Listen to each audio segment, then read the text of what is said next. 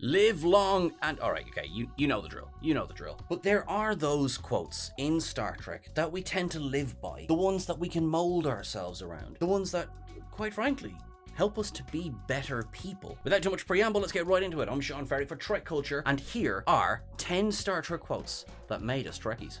Number 10. Risk is our business. If we're talking making Trekkies, or Trekkers if you prefer, we first have to go back to the makings of Trek. In the original series episode, Return to Tomorrow, the crew of the Enterprise get a strange call from an unexplored region of space. When they arrive at the source, they find a devastated planet and, beneath the surface, the remnants of a once powerful species who might have seeded life on Earth and Vulcan. They are Sargon and co., the Rodens, now living as energy in big balls. Asked by the Rodens if they might lend out their bodies for a bit, Kirk gives his now legendary, rousing speech to reassure those crew members assembled in the briefing room. What this starship is all about is, by extension, what Star Trek and its fandom are all about too. Kirk is not asking anyone, crew or audience, to take reckless risks without proper consideration, but to dare to move beyond our trepidations and to make choices that just might lead to new possibilities, knowledge, and advancement. Risk is the business of every explorer, whether you've got a starship to do it or not. Risk is also part of Star Trek's very existence. No one had to take a punt on that second pilot after all.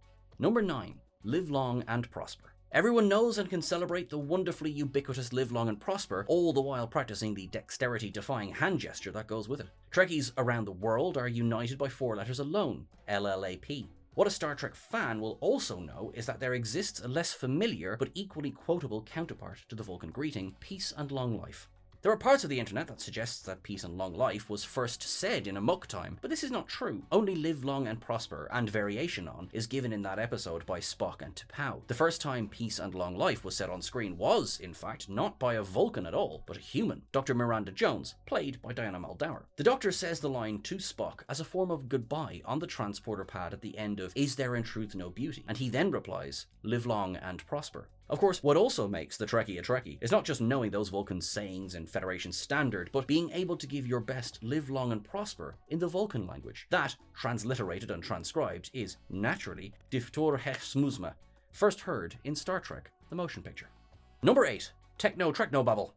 The word's got babble in it, so unless we're talking about a brook, we're off to a bad start. This is also not one quote, but an entire quote concept. Okay, now I'm babbling. I think there's been a phase shift in my bilateral kelilaterals. I'll try rerouting the primary Heisenfram terminals. Technobabble, also known as Technobabble and Technospeak, really is one of those hate to love, love to hate type phenomena. Writers and actors over the years have certainly had a few non-technical words to say about it, and yet there's something so quintessentially Star Trek to a string of vaguely scientific words, all on the surface at least, a glorious nonsense that can be used to jive and jargon your way out of anything. There are those actors who also get into the fun of it. Robert Picardo, for example, does his delightfully silly series Technobabble al fresco on social media. Don't pretend you haven't either. We've all tried to memorize some of these seemingly interminable lines, from the secondary gyrodyne relays and the propulsion field intermatrix to the there's a thermal inversion in the power coupling. Quick, cross-connect to the transfer coil. Having this unique, distinct, and intricate shared vocabulary is ultimately part and parcel of what makes us and unites us as Trekkies. To an outsider, it may all sound like impenetrable gibberish, but to us it's the codified lexicon with which we communicate about our favourite show. Number 7. There it sits. The rather middling to disastrous first and second seasons of Star Trek Next Generation still managed to provide us with an episode that was a cut above the rest, The Measure of a Man. Voted number 1 courtroom episode by TrekCulture and my parole officers. In it, we got the Picard speech to end all Picard speeches, although obviously there were quite a few more after.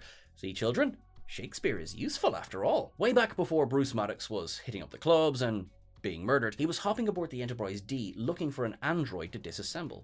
Fortunately for Data, and much beyond the abilities of Maddox at the time, Captain Picard was there to back him up. A hearing is called, with poor Commander Riker shoehorned in to represent Maddox. The debate over Data's personhood and freedom, whether he is a machine just like any other human, or simply just a machine, or if he has a soul like we don't know we do, are all summarized and put to rest by Picard's closing argument. Your Honor, Starfleet was founded to seek out new life. Well, there it sits. Waiting. It doesn't matter what Data is, it matters that he is. What makes Starfleet Starfleet and Trekkies Trekkies is to embrace his existence. Number 6. We may lose a little weight, gentlemen, but we won't lose who we are. Some have found fault with Star Trek Voyager for not making the most of its alone on the other side of the galaxy premise. The Void, however, is one of those episodes in which starship and crew must truly face the perils of the Delta Quadrant when they are flung into a practically empty pit of space and forced to survive. We know Voyager's going to make it, or they'd have had to stop, at least rename the show right there. But it's rarely the what, but the how that makes for a good quote.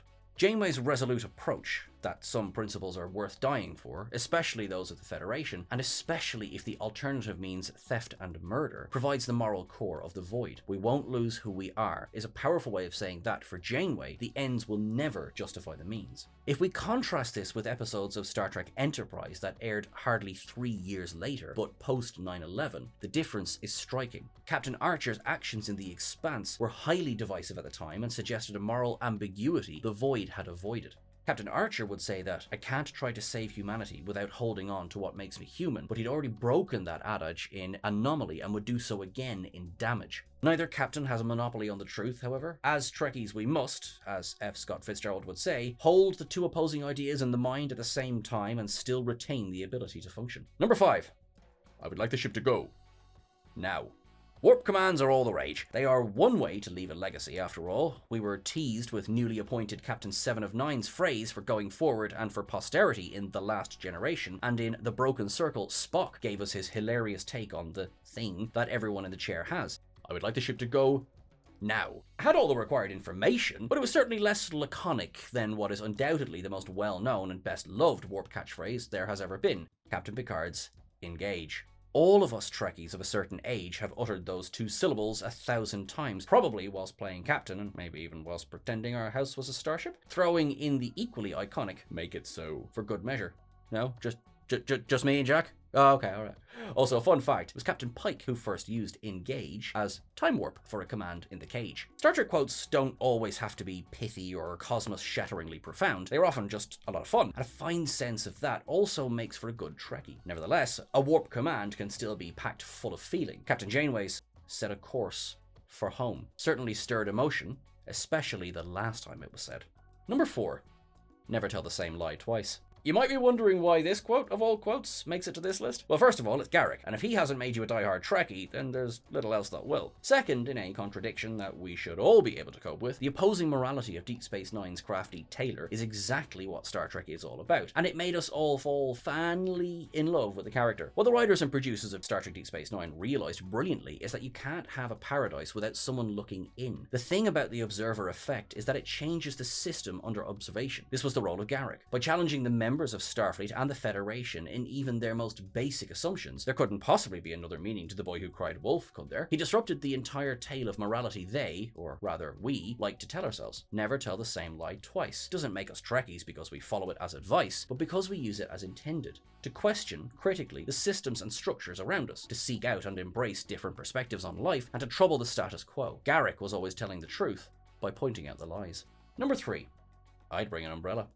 This is admittedly a personal inclusion on this list. It's not what made the writer of this article, the wonderful Jack a Trekkie, but it certainly helped solidify his fandom. There's something to be said for the sheer beauty and the pragmatism of Captain Janeway, even before her alternate future self had, somewhat, formally adopted the approach. When you're the only Starfleet captain in thousands of light years, theoretical musings can be a luxury, but Janeway gives her dose of realism with a heart. In Dragon's Teeth, the Vadwar Gedron starts to philosophize to Janeway over the supposedly uncourageous final hours of his former wife. There was also a degree of beauty in his rainy day allegory, in fact a reworking of a quote from Yamamoto Sunetomo's The Hagakure, a code to the way of the samurai. But elegant as it appears, Janeway immediately recognizes the false equivalence. Rain is one thing, plasma bombs are another, she adds. Gedron might feel the principle is the same, but the captain is far too smart to ever accept such rigid logic and is already one step ahead. I'd bring an umbrella. The umbrella becomes then a symbol of what it means to be a Star Trek fan. Janeway's play on Gedron's extended metaphor reminds us that we can all diffuse a tense situation with kindness, with words and wit, rather than anger and diatribe. When it rains, that means bringing an umbrella for everyone, not just for those you agree with. Number 2. Well, here's one thing you can be sure of, mister. If there's ever a time to bring out the phrase Gene Roddenberry's vision and to mean it, it's now. Balance of Terror is an episode that, in and of itself, no doubt made a good number of us lifelong Trekkies and continues to do so. It gave us our dramatic first look at the Romulans, but it also laid out, in only 4 lines of dialogue, what is Star Trek's moral core. The Mister Captain Kirk was addressing, or dressing down, was Lieutenant Styles. Once the similarities between the Romulan and Vulcan peoples had been revealed, Styles began to direct his misplaced hatred at Spock. Kirk's response was unequivocal. Leave any bigotry in your quarters, there's no room for it on the bridge. Do I make myself clear? Gene Roddenberry's vision of a hopeful future, in which no form of intolerance is tolerated and where, on the contrary, diversity is celebrated, is by far the most powerful part of Star Trek. As Roddenberry also once said, if we cannot learn to actually enjoy those small differences, to take positive delight in those small differences between our own kind here on this planet, then we do not deserve to go out into space and meet the diversity that is almost certainly out there. For the best of quotes, what makes us Trekkies is that, even though we might not have gotten there yet, we try to bring Roddenberry's hope for a better future into as much of the present as we can. Number 1, let's make sure that history never forgets the name Enterprise. Come on, how could we not? It's the line from the pivotal episode of Star Trek The Next Generation, still considered one of the all-time best. With yesterday's Enterprise, The Next Generation forged out its place in the franchise, truly becoming its own entity from that point on. And in that sense, the contemporary history of Star Trek, much as the name Enterprise itself, lies in Picard's prophetic line. There's a good reason we were all in tears. Most of us. This presenter included, when the doors to Hangar Bay 12 opened. It's the ships we Trekkies recall just as fondly as the people that populate them. Why else do we collect with such fervour if not because, for us, they are imbued with their own character? In a very real way, our favourite starships are living, breathing things. As Captain Janeway once put it, as illogical as this may sound, I feel as close to Voyager as I do any other member of my crew. The name Enterprise is now to be found at the museum, on screen and in the real world, as much as it is to be handed down as a legacy from and to the next generation. In our own lives, as fans, we mirror that process in our collections and by welcoming each new series and its stars. For Trekkies, never forgetting the history of the franchise means forever looking forward to its future. Thank you very much, everyone. We hope you enjoyed this list. Thank you immeasurably to Jack Kiley, who wrote the article that this is based on. Thank you very much, my friend. Thank you very much as well to all of you. Please make sure that you are following us on the various socials. We are on Twitter and Blue Sky and TikTok. That's at TrekCulture on each of those. And we are at TrekCulture YT on Instagram. I am at Sean Ferrick and Jack is at Jack Kiley 74656. You are wonderful. You are awesome. Make sure that you are looking after yourselves. Try and live by the quotes on this list, and I think you'll do okay. Thanks very much, friends. Look after yourselves. Bye.